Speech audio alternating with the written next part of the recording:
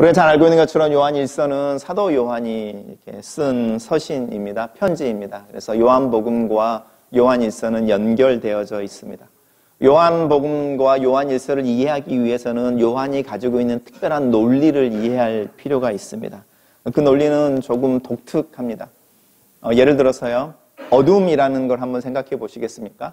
어둠이라고 하는 것은 어떤 상태를 이야기하는 겁니다. 컨디션이라고 말하는 캄캄한 상태, 볼 수 없는 상태, 알 수 없는 상태라고 말하는 어둠이라는 겁니다. 그럼 그 어둠의 반대는 무엇일까요? 밝음이죠. 왜냐하면 어둠이라는 상태를 반대하는 것은 밝은 상태인데 사도 요한은 어둠의 반대를 밝음으로 말하지 않고 빛이라고 말합니다. 빛이라고 말하는 것은 상태가 아니죠. 컨디션이 아니라 something인 겁니다. 어떤 실체가 있는 겁니다. 근데 왜 사도 요한은 어둠이라고 말하는 그 상태의 반대말로 밝음, 볼 수 있음이라고 말하는 또 다른 상태를 이야기하지 않고 빛이라고 말하는 어떤 상황, 물건, 아니면 어떤 것에 대한 이야기를 하고 있습니다. 반대로 한번 살펴보겠습니다. 죽음이라고 하는 것이 우리가 말하는 어떤 thing이라고 하는 어떤 것일까요? 죽음이라는 것도 어떤 상태를 이야기하는 겁니다. 움직이지 못하는 상태, 의식이 없는 상태, 더 이상 관계를 맺을 수 없는 상태, 이런 상태인데, 그러면 죽음이라는 상태의 반대는요, 삶, 살아있음, 이런 것인데, 사도 요한이 이야기하고 있는 이 죽음의 반대말은 생명이라는 겁니다. 이게 사도 요한이 가지고 있는 논리입니다. 마치 무슨 이야기를 하고 있는 것 같으면 갓난아이가 배가 고파서 울고 있을 때에 내가 엄마가 아닐 때 두 가지 초이스가 있는 거죠. 첫째는 우유나 먹을 것을 찾아다가 아이 입에 물려주는 것. 그것보다 더 근원적인 방법이 있습니다. 그것은 뭐냐면 빠르게 그 아이의 엄마를 찾아 그 엄마가 그 아이 옆에 있게 하는 것. 그렇죠? 더 근본적인 이야기를 하는 겁니다. 지식을 얻고 싶고 배움을 얻고 싶어하는 사람들에게, 청년들에게 좋은 책을 소개해 줄 수 있지만 그보다 더 근본적인 것은 좋은 스승을 소개시켜 줄 수 있으면, 외롭고 힘든 사람들에게 영화나 어떻게 시간을 잘 활용하는 이런 하우투에 대해서 가르쳐 줄 수 있지만 함께 시간을 보낼 수 있는 좋은 친구나 신뢰할 수 있는 어떤 사람이 있다면 그 사람을 소개시켜 준다면 훨씬 더 본질의 문제에 대한 이야기를 하고 있습니다. 어둠이라고 하는 것의 반대가 빛이라고 말할 때 이 빛은 스위치 같은 겁니다. 어둠을 몰아내버리는, 그리고 어둠이라고 하는 상태를 이렇게 바꿀 수 있는, 불이 꺼져 있는 것을 불이 켜져 있는 상태로 옮길 수 있는 중요한 스위치가 있는데 그게 생명이라는 겁니다. 그리고 그게 빛이라는 것이고 또 그게 죄라는 말로 연관되어질 때 우리는 죄라는 것도 어떤 실체로 이야기하지만 성경은 죄라는 걸 상태로 이야기합니다. 우리가 하나님을 신뢰하지 못하는 상태, 우리가 하나님을 영화롭게 하려고 하지 않는 모습. 그래서 성령 충만이라고 말하는 것이 사실은 상태를 이야기합니다. 여러분이 성령 충만 경험할 때 여러분의 마음을 내려다보시면 내 마음이 하나님을 향하여 활짝 열려 있습니다. 내가 하나님을 기쁘시게 하는 삶을 살고 싶습니다라는 마음이 가득 찹니다. 내가 어떻게 하면 하나님 뜻대로 살 수 있을까요? 또 하나님을 원합니다. 하나님을 사랑합니다. 이렇게 고백하는 상태가 마음의 상태이고, 그래서 그렇지 못했던 삶에 대해서 회개하는 것이고 죄를 고백하는 것이고 이렇게 용서를 받아들이게 되는 게 성령 충만의 상태인데, 이 죄의 상태를 해결하는 방법을 아들이라는 표현을 쓰고 있는 겁니다. 죄라는 부분을 극복하는 것도 용서되어진 상태가 아니라 아들이라고 말하는 더 궁극적인 이야기를 하고 있는데 이게 요한의 논리입니다. 그래서 이 논리를 잘 기억해야만 요한이 우리에게 알려주고 싶어하는 핵심이 있습니다.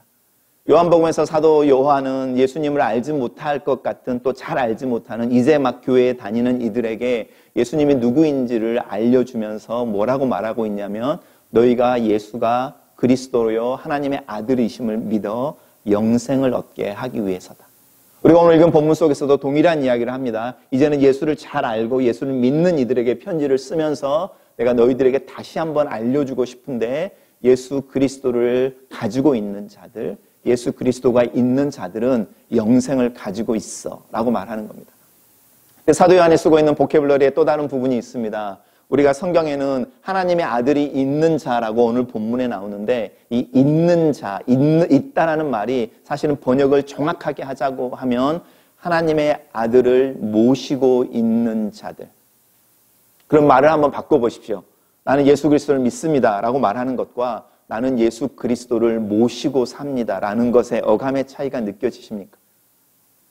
여러분 예수님을 믿으십니까? 여러분은 예수님을 모시고 사십니까? 우리가 왜 교회에서 예수님을 영접한다라는 표현을 쓰는지, 왜냐하면 그게 성경에 분명하게 나오는 단어인 겁니다. 예수 그리스도를 모시고 사는 사람들은 영생을 소유하고 있습니다. 그래서 우리가 영접 기도문을 한다고 할 때 영접 기도문이 무슨 기도로 가득 차 있는지 한번 보십시오. 예수님, 내가 예수님의 음성을 듣고 마음의 문을 엽니다. 들어오십시오라고 모시는 거죠. 밖에 있는 손님을, 밖에 있는 아이들의 친구들을 이렇게 집으로 이렇게 들어와서 들어와 이렇게 말하는 것처럼 모시고 있는 것이고, 그게 믿음의 생활로 진행되어질 때 예수님을 모시고 살고 있습니다. 그럼 훨씬 더 믿는다는 말과 달라지는 게 있죠. 왜냐하면 요한복음을 가득해서 예수님이 계속적으로 강조하고 있는 본문이 있는데 그 본문을 한번 보면 좋겠습니다. 요한복음 5장의 말씀입니다. 같이 한번 읽어보겠습니다. 자, 시작. 너희가 성경에서 영생을 얻는 줄 생각하고 성경을 상고하거니와 이 성경이 곧 내게 대하여 증거하는 것이로다. 그러나 너희가 영생을 얻기 위해 내게 오기를 원치 아니하는도다. 예수님의 바리새인들에게 지적하고 있는 이야기인데 우리들의 딜레마이기도 합니다. 모시고 산다라고 말하는 이 믿음의 문제에 있어서 우리가 어디에서 머뭇거리고 있는지를 예수님이 정확하게 지적하고 있습니다. 우리는 예수님을 믿기를 원합니다. 예수님을 알기를 원합니다. 예수님에 대해서 더 어떤 분이신지에 대해서 고백하기를 원합니다. 그런데 이 모든 믿음이라고 하는 행위가 예수님이라고 말하는 그 존재와 관계 속에 있다는, 그분과 동행할 수 있느냐? 그분이 내 삶 속에서 나와 함께 걷고 있다라는 것을 경험할 수 있느냐? 그리고 그 인식 속에서 내가 살아갈 수 있느냐라는 이야기를 하고 있습니다. 우리가 알고 있는 것처럼 예수님이 태어났을 때의 헤롯의 궁전에는 오늘 예수님이 지적하는 것처럼 성경에 대한 해박한 지식으로 메시아가 언제 어디에 태어날 거라는 걸 알고 있는 서기관들과 제사장들이 있었습니다. 그렇지만 그들 중에 어느 누구도 태어났다고 말하는 그 아기 예수를 예배하기 위해 헤롯의 궁전을 떠나지는 않습니다. 이게 믿는다라고 말하는 것과 모신다고 말하는 것의 가장 큰 차이점입니다. 제가 마음에 대한 이야기를 하면서 왜 이런 이야기를 계속 하는지 한번 기억해 보십시오. 사귐이라고 말하는 것, 성경에서 믿는다고 말하는 것은 우리가 몸과 육체를 가지고 시간과 공간 속에서 고백해내고 경험하는 거라고 할 때 예수님이라고 말하는 존재, 또 사도 요한이 이야기하고 있는 빛, 생명, 이렇게 말하는 아들이라고 말하는 것들은 우리의 삶 속에서 실제적으로 경험되어지는 요소이고 우리 실생활 속에서 표현되어지는 단어라는 겁니다. 그래서 여러분이 나는 예수님을 믿고 있는가라고 나에게 자문할 때 나는 예수님을 모시고 오늘도 살고 있는다. 그렇게 고백해 보십시오. 그리고 그 질문을 한 번, 두 번, 세 번 자신에게 계속적으로 질문을 던져보면 내가 예수를 믿는 사람이구나. 나는 입으로만 예수를 믿는다고 말하고 있고 내 마음에 예수님을 모시지는 않았구나 라는 것을 알 수 있습니다. 왜냐하면 우리가 세상의 뉴스들을 듣고 소식들을 들으면서 세상이 점점점 흉흉해 갑니다. 그리고 그 흉흉해 가는 소식들이 우리에게 가져주는 하나의 큐가 있는데 그 큐가 두려움이라는 겁니다. 이 세상이 주는 것도 두려움인 것이고 이 세상의 뉴스들이 가져오는 것도 두려움인 것이고 또 내일에 대해서 걱정할 때도 두려움인데 이 두려움에 쌓이면 쌓일수록 어떻게 되냐면 나라고 하는 존재에 집중하게 됩니다. 그럼 내가 내 삶을 매니지해야 되고 내가 내 위기를 극복을 해내야 되니까 내가 뭔가를 해야 된다는 생각을 계속적으로 하게 되는 거죠. 그렇게 생각하는 사람의 마음속에는 예수님을 모실 수 있는 공간이 없습니다. 입으로는 여전히 하나님 우리의 아버지이시고 예수님이 주님이라고 말하는데 그 예수님이 우리의 주님이라고 말하는 그 주라는 말이 무슨 뜻인지를 우리의 삶에서 경험하지 못하는 겁니다. 우리 예수를 주로 고백할 때 그 주라는 단어는 로마 시대의 황제에게 표현하는 단어였습니다.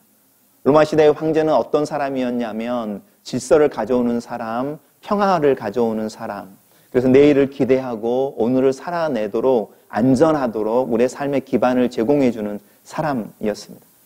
또 하나는 로마 시대의 로마 제국은 시민병이라고 말하는 시민군으로 구성되어져 있었습니다. 그래서 많을 때는 로마 시민의 60% 이상이 다 군인이었다고 말합니다. 이 군인들은 일을 할 수 없는 상태이니까 이 황제를 통해서 배급을 받아야만 생활을 할 수 있게 되는 겁니다. 그래서 은혜라는 말이 선물인데 이 선물의 문자적인 표현이 황제가 자기 밑에 있는 군인들, 시민병들에게 주는 배급이라는 뜻을 가지고 있습니다. 성경이 쓰여지는 시대가 로마 시대였다는 걸 이야기할 때 모든 성경은 예수님과 누구를 비교해서 대비시키고 있냐면 그 당시에 평화와 번영과 내일과 배부름을 약속하고 있는 로마의 황제, 제국의 최고의 권력자이면서 최고의 부자인 그 황제와 하나님을 비교하는 겁니다. 그래서 하나님을 이야기하고 예수님을 이야기할 때 예수님을 이야기하는 그 맨 마지막에 어떤 이야기를 하고 있냐면 이 세상의 모든 만물을 소유하고 있는 진짜 부자 이야기를 하고 있는 거고 이 세상의 모든 입이 꿇어서 무릎을 꿇고 고백해내는 최고의 권력자로 예수님을 소개하고 있는 겁니다. 그럼 이 최고의 권력자, 최고의 부자가 내 삶에 들어와 있어서 그분을 모시고 살아야 된다는 겁니다. 얼마나 불편한 일입니까? 그분을 의식하고 살아야 된다는 게. 그게 믿음이라는 겁니다. 우리가 무슨 이야기를 하기 전에 또 어떤 일을 결정하기 전에 어떤 것을 하기 전에 이분을 모시고 있으니까 대접을 해드려야 되잖아요. 상의해야 되고 상담해야 되고 물어봐야 되고 괜찮을까요? 라고 체크해야 되고 이게 모신다는 뜻입니다. 우리의 삶과 우리의 믿음을 비교해 보십시오. 우리가 얼마나 오늘 본문에서 이야기하는 것을 우리가 읽었던 요한복음 5장의 이야기처럼 예수님을 믿는다고 말하지만 사실은 우리의 마음 속에 우리의 삶 속에 그 영향력은 없다라는 겁니다. 사도 요한은 무슨 이야기를 하고 있냐면 너희들이 그 예수 그리스도를 모셔야 돼라는 이야기를 하는 겁니다. 그리고 그 모셨을 때에만 그 예수 그리스도 안에 있는 생명이라는 게 있는데 그 생명을 소유할 수 있어라는 겁니다. 그래서 첫 번째는 우리가 이렇게 점검해 봐야 될 것 중에 하나는 뭐냐면 나는 예수님을 모시고 있는 사람인가. 내 삶에서 예수님은 중요한 존재로 로마의 황제의 권력자처럼 인정받고 대우받고 공경받고 있는가. 이게 첫 번째 질문입니다. 그것을 예라고 말할 수 있는 사람들에게 영생이라는 이야기를 하는 겁니다. 영생이라는 것이 무엇인지 성경의 본문 속에 이야기를 하고 있는데 요한복음 17장에서 이야기를 하고 있습니다. 같이 한번 읽어보겠습니다. 시작. 아버지께서 아들에게 주신 모든 사람에게 영생을 주게 하시려고 만민을 다스리는 권세를 아들에게 주셨음이로다. 영생은 곧 유일하신 참 하나님과 그의 보내신 자 예수 그리스도를 아는 것입니다. 성경에서 분명하게 말하는 것은 하나님이 예수님의 권세를 주신 이유가 예수 그리스도의 사람들을 불러 모아서 자신의 백성, 자기의 나라를 형성하게 하기 위해서 그리고 황제로서 최고의 권력자로서 자기의 백성들에게 주는 예수 그리스도의 최고의 선물 은혜라는 게 있는데 그게 생명이라는 겁니다. 그 생명이 뭐냐라고 말을 했을 때 영원히 살아라고 말하는 살아있는 상태에 대한 이야기를 하는 게 아니고 thing에 대한 이야기를 하는 겁니다. 어떤 것. 그 것이 뭐냐면 안다라는 겁니다.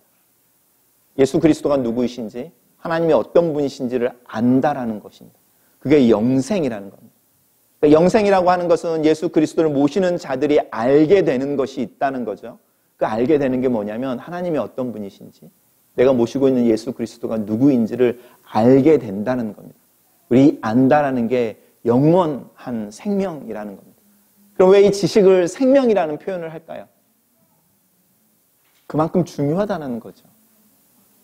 하나님을 아는 것이 우리의 인생에 있어서 가장 제일 중요한 그래서 우리를 의미 있는 존재, 살아있는 존재로 만들어내는 정말로 필수적인 것 그래서 생명이라는 단어를 쓰는 겁니다.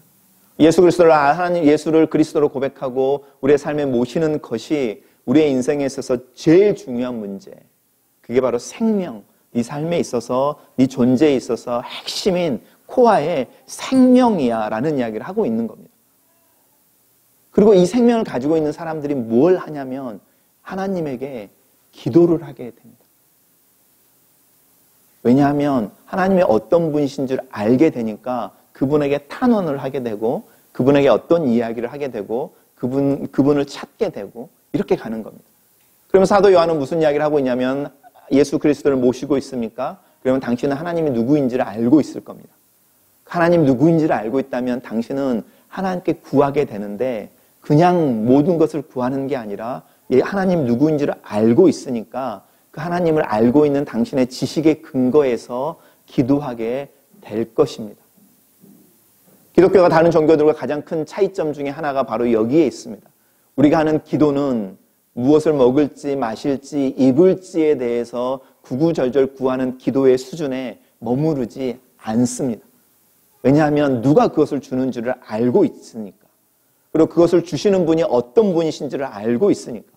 그리고 그분이 어떤 계획을 가지고 있는지를 알고 있으니까 그 계획을 구하게 된다는 겁니다. 그 뜻을 구하게 된다는 겁니다. 그리고 그 뜻 앞에 자신을 내어놓는 기도를 하게 된다는 거죠. 이게 담대함이라는 겁니다. 믿음의 담대함에 대해서 생각해 보십시오. 이것은 내가 살아있음을 인식하는 데서 나오는 거고 내 인생의 주권을 고비를 누가 쥐고 있는지에 대해서 나오는 것이고요.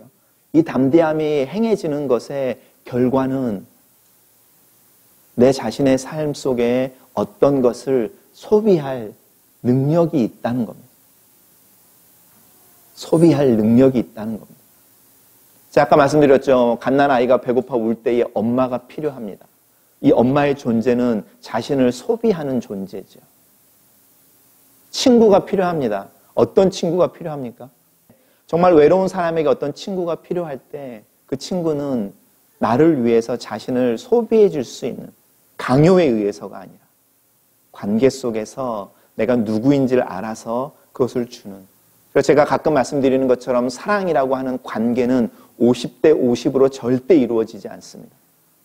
어느 누군가는 51%라고 말하는 1%를 더 소비하는 사람이 있을 때에 관계가 형성이 됩니다.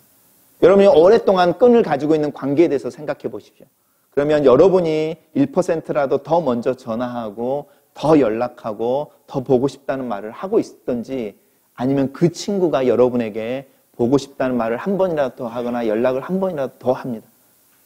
그래서 그 관계가 오래 유지되는 겁니다. 이런 모습들에 대해서 이야기를 하는 겁니다. 하나님이 어떤 분이신지를 알고 예수 그리스도를 모시고 사는 사람들은 하나님과 예수 그리스도 안에 자기에게 실패되어지지 않는 자기를 살아있게 하는 하나님이 주시는 생명이 있다는 믿음 속에서 자기를 줄 수 있다는 겁니다. 자식을 넘어서 나를 사랑하는 이들을 넘어서 내가 용납할 수 없는 어떤 이들을 완전히 안을 수는 없지만 1%를 조금은 더 줄 수 있는 여유로움이라고 말하는 스페이스를 그들의 삶에 만들어 놓는다는 겁니다. 그게 결과로 나오는 겁니다. 근데 그것을 위해서 우리가 어떻게 하냐면 기도해야 된다는 거죠. 그 일들이 우리의 힘으로 되는 것이 아니니까. 우리가 누구인지를 알고 계시는 하나님께 하나님이 어떤 분이신지를 알기 때문에 내가 변화되어져야 되는 어떤 요소로 씨름하고 있을 때 하나님이 어떤 분이시고 나에게 어떤 것을 요구하고 원하시는지를 내가 알고 있는데 그렇게 되지 못하고 있습니다. 아버지의 뜻이 여기 있어서 내가 그리 가고 싶은데 내가 지금 여기밖에 안 되는데 아버지께서 나를 좀 더 가르쳐 주시고 나를 좀 더 격려해 주시고 내 마음을 조금 더 바꿔 주시고 나를 조금 더 힘을 주십시오라고 기도해야 된다는 겁니다. 그리고 기도하게 되면 그 기도가 하나님의 뜻과 일치되어지는 기도여서 그 기도를 하나님이 이미 들으셨다는 걸 믿으라는 겁니다. 그리고 나면요. 1%라고 하는 그 엑스트라를 행하라는 거죠. 거기까지가 예수 그리스도를 모시고 사는 삶의 모습이라는 겁니다. 사도 요한이 우리에게 격려해 주는 부분의 핵심을 찾아보십시오. 예수 그리스도께서 우리와 동일한 인간으로 이 땅에 태어나셔서 세례를 받으시고 고난을 당하시고 죽으시고 부활하셨습니다. 이것에 대한 증인은 성령이셔서 성령이 우리로 하여금 그 사실을 믿어지게 합니다. 근데 그 믿음이라고 하는 선에서 나는 예수 그리스도가 하나님의 아들이심을 믿습니다라는 선에서 끝나는 게 아니고 그 믿어지는 게 우리의 삶에 구체적으로 적용되어져야 하는데 그 적용되어지는 삶은 그 예수 그리스도를 모시고 사는 삶입니다. 그 예수 그리스도를 모시고 사는 사람들은 하나님을 알게 되고 예수 그리스도를 알게 되고 그 예수 그리스도를 안다고 하는 그것이 그들의 삶에 살아있음의 이유로 작용하게 될 것입니다. 그 예수 그리스도를 아는 사람들은 예수 그리스도처럼 되기 위해서 또 하나님의 뜻을 실천해내기 위해서 애를 쓸 것이고 그것에 부당한 도달하지 못하는 이들은 그 뜻을 이루어지기를 그 뜻이 이루어지기를 위해 기도할 것입니다. 그리고 그 기도를 들으셨다라는 믿음 속에 행동하게 될 것입니다. 그리고 나면 하나님이 정말로 내 기도를 들으셨군요. 우리 지난주에 박영렬 목사님이 이야기하시는 것처럼 구하고 믿으면 그대로 된다고 말하는 순서가 적용이 되는 거죠. 우리는 구하고 그대로 되면 믿는다라고 말하는 잘못된 논리를 가지고 있는데 성경의 논리는 특별히 요한이 우리에게 이야기해주고 있는 논리는 믿고 구하고 믿고 행하면 그대로 된다는 겁니다. 논리가 다른 부분들을 계속 이야기하고 있습니다. 우리가 이것에 있어서 속고 있는 부분들이고 우리의 믿음에 있어서 조금은 회복해야 되는 부분들입니다. 이것을 조금만 앉아 있고요. 성경의 말씀을 이렇게 읽어보면서 하나님에게 집중하면 예수 그리스도에게 집중하면 이것들을 분별해낼 수 있습니다. 왜냐하면 우리 안에 성령이 계셔서 깨우쳐 주십니다. 우리가 성경을 읽으면서 우리의 자신에게 집중되어져 있어서 성경을 읽으면 우리는 밑줄을 어디에다 긋냐면 하나님이 우리에게 주시는 약속들에게 긋습니다. 하나님이 우리에 대해서 가지고 있는 기대에는 잘 안 긋습니다. 하나님에게 초점이 맞춰져 있으면 하나님의 어떤 분이신지에 밑줄을 긋습니다. 그리고 그분이 나를 어떻게 바라보고 계시는지에 밑줄을 긋는 거죠. 그리고 맨 마지막에 하나님이 우리에게 약속하시는 것들에 밑줄을 긋습니다. 그 밑줄을 긋지 않아도 어쩌면 우리의 삶에 적용되어지는 부분일 수 있습니다. 우리는 너무나 쉽게 속아버립니다. 제가 주보에 써놨는데 두 선장의 이야기를 한번 읽어보십시오. 두 선장이 똑같은 항로로 매일같이 여객선을 운영하는 선장인데 아침에 출항하기 전에 그 항로에 빙하들이 떠다니고 있다는 이야기를 뉴스로 전해 듣습니다. 한 사람은 그 뉴스를 접어버리고 똑같은 날 똑같은 습관으로 항해하는 중에 그 여객선이 빙하를 만나게 되고 침몰하게 됩니다. 근데 이 선장은 용감해서 승객들을 제일 먼저 탈출시키고 선원들을 탈출시키고 그다음에 자신이 맨 나중에 그 배를 떠나 그 위급한 상황에서 현명하게 대처한 그 선장은 사상자나 실종자 없이 모든 승객들을 탈출시켜냅니다. 그리고 그 사람은 용감한 선장으로 영웅이 되고 인터뷰를 하고 책을 쓰고 그의 이야기가 영화로 만들어집니다. 또 다른 선장이 있었습니다. 그 선장은 그 소식을 들었을 때에 다른 항로를 선택합니다. 조금은 돌아갈지 모르지만 그 빙하가 없는 곳을 항해해서 조금은 늦지만 또 승객들의 컴플레인이 있지만 승객들을 원했던 항구에 내려주고 일들을 마치고 집으로 돌아갑니다. 아무런 일도 일어나지 않았습니다. 우리가 살고 있는 시대는 첫 번째 선장에게 초점을 맞추는 겁니다. 우리의 삶은 예수님이 우리에게 원하시는 것은 두 번째 선장의 삶인 겁니다. 용기라는 것과 지혜라는 것은 이런 차이가 있습니다. 잘 드러나지 않는 것 같지만 아무런 의미가 없는 것 같지만 사람들이 알아주지 않는 것 같지만 이 선장은 자기의 일을 하고 하루를 마무리하고 근데 그 선장이 크리스찬이었다고 생각해 보십시오. 하나님이 무엇을 칭찬할지 우리는 앉아서 비교해 보면 다 알고 있습니다. 그런데 우리가 앉아서 생각해 보기 전까지는 모릅니다. 그게 우리가 속고 있다는 겁니다. 이 세상에 얼마나 속고 있는지. 우리가 말씀을 공부하는 이유가 앉아서 생각해 보기 위해서 상고하고 그 성경이 무엇에 대해서 이야기를 하고 있는지를 기억하고 그것을 소유하기 위해서. 성경을 상고하면 상고할수록 하나님의 사랑에 대한 이야기를 하고 있고 예수 그리스도에 대한 이야기를 하고 있는데 우리는 그 예수 그리스도를 모시는 것에 대한 부담감 때문에 우리의 신앙이 표면에서 더 이상 깊어지지 않고 있다는 겁니다. 사도 요한은 우리를 격려하는 겁니다. 예수 그리스도를 믿는 것은 예수 그리스도를 모시고 사는 거야. 그 예수 그리스도를 모시고 사는 사람들은 예수님이 누구인지를 분명하게 아는 능력을 가지게 돼. 왜냐하면 하나님이 그것을 주셨으니까. 그리고 예수 그리스도와 동행하는 중에 신앙이 경험되어지는 사람들의 삶 속에 하나님의 능력이 드러나고 열매가 드러나는데 그들의 삶을 자세히 내려다보면 그들이 가지고 있는 예수 그리스도를 모시고 있는 삶의 상황이 그들로 하여금 더 기도하게 해. 하나님을 더 찾게 하고 하나님의 뜻을 더 순종하기 위해서 애쓰게 하고 하나님의 은혜를 더 구하게 돼. 그리고 행동할 줄 아는 사람들이야. 그리고 다시 성경으로 돌아가 보십시오. 믿음의 사람들이라고 하는 사람들이 어떤 사람들이었는지. 우리가 말하는 첫 번째 선장의 모습은 아니지만 그들의 삶 속에 하나님의 은혜와 말씀이 도도히 흘러가기를 원해서 기도했던 사람들, 하나님을 더욱더 알아가기 위해서 찾고 애썼던 사람들. 우리들의 모습 속에서 이 부분들이 회복되어질 필요가 있습니다. 우리가 이렇게 고백을 해낼 때 우리의 삶의 변화가 일어나고 우리의 마음에 변화가 일어나고 우리의 삶이 예수 그리스도가 우리와 함께 거하시기에 편한 지배 구조를 가지게 되고 삶의 스타일을 가지게 되고 우리들의 말과 행동 속에 그분의 모습이 드러나게 되는데 이것이 그리스도인의 삶이라는 겁니다. 우리 어디에 멈춰 있는지 한번 생각해 보십시오.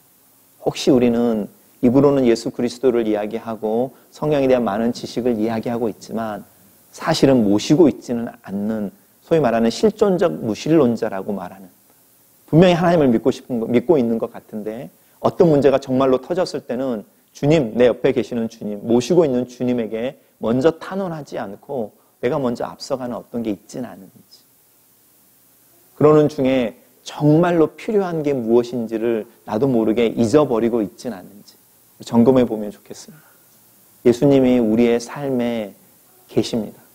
우리는 그분을 주인이라고 부르고 주님이라고 부르고 또 다스리는 분이라고 부릅니다. 우리가 그렇게 부를 때 그분이 나를 그렇게 부르지 마. 나는 너의 형이야. 오빠야. 그렇게 불러. 이렇게 말씀해 주십니다. 우리가 이것을 경험하게 하는 관계의 핵심이 우리의 신앙의 고백이고 그 결과로 우리에게 주어지는 생명인데 이 관계가 우리로 하루를 살게 합니다. 그리고 이 하루하루 쌓여지는 삶이 영원하게 이에 이렇게 연장되어지고 진행되어질 거라는 것을 성경이 약속하고 있습니다. 이것을 알고 있는 사람들은 세상을 두려워하지 않고 믿음의 용기로 자신들의 삶을 개척해낼 수 있고 도전할 수 있고 소나기를 견디기도 하고 소나기를 피하기 위해 어디로 잠깐 숨기도 하는 자유로움을 가지고 있습니다. 왜냐하면 예수님이 나에게 이야기하시는 거니까. 그러면 여러분 우리가 우리의 삶에 있어서 후퇴한다고 생각해 보십시오. 내가 따라가고 있는 주인이 뒤로 물러가자, 조금 쉬자라고 말할 때 쉬는 게 무슨 부끄러움이 있겠습니까? 다른 사람들은 너는 왜 그러다가 다시 도망을 가 이렇게 말할지 모르지만 주님이 내 삶에 있어서 쉼과 태각을 명령하고 있다면 부끄러운 일이 아닌 거죠. 하나님 우리에게 진군을 이야기하고 있다고 이야기해 보십시오. 그 진군을 이야기하는 게 우리의 승리가 아니라는 걸 안다면 우리는 결코 교만하지 않죠. 이렇게 우리로 하여금 살아있게 만드는 존재, 살아있는 존재로 만드는 게 바로 영생이고 이 영생은 이미 우리가 가지고 있는 것입니다. 서로의 시간에 고백하기를 원하는 것은 나는 예수님을 모시고 있습니다. 내 삶 속에 예수님이 들어와 계십니다. 내가 조금 더 예수님을 의식하고 모시는 삶을 살겠습니다. 두 번째는 나에게 영생이 있음을 감사합니다. 나로 하여금 하나님을, 예수님을 더 알게 해주십시오. 그리고 내 삶의 그 능력이 그분의 어떠하심이 더 나타나면 좋겠습니다. 그러면 우리가 우리의 삶에 있는 바람 맞고 가겠습니다. 비 맞을 수 있습니다. 해가 뜨는 날에 달릴 수 있고 우리의 이마를 시원하게 지나가는 바람에 휘파람으로 응답할 수 있습니다. 내 주변에 나보다 더 잘된 사람이 있을 때 축하해 줄 수 있고 내가 평생 기도하는 기도 제목이 저 사람에게 응답되어졌을 때 그 사람을 격려해 줄 수 있습니다. 그리고 나에게 그것이 또한 오기를 기다릴 수 있는 인내가 내 안에 있습니다. 이렇게 고백해낼 수 있다면 그게 바로 살아있는 모습이잖아요. 그렇지 않습니까? 울 때 울 수 있고 웃을 때 웃을 수 있고 기뻐하는 사람 옆에서 기뻐해 줄 수 있고 슬퍼하는 사람 옆에서 슬퍼해 줄 수 있다면 그게 우리가 살아있는 것이죠. 우리를 그렇게 만드는 그 생명이 예수 그리스도를 모시고 사는 삶에 있다. 이거 기억하시면 좋겠습니다. 같이 한번 기도하겠습니다.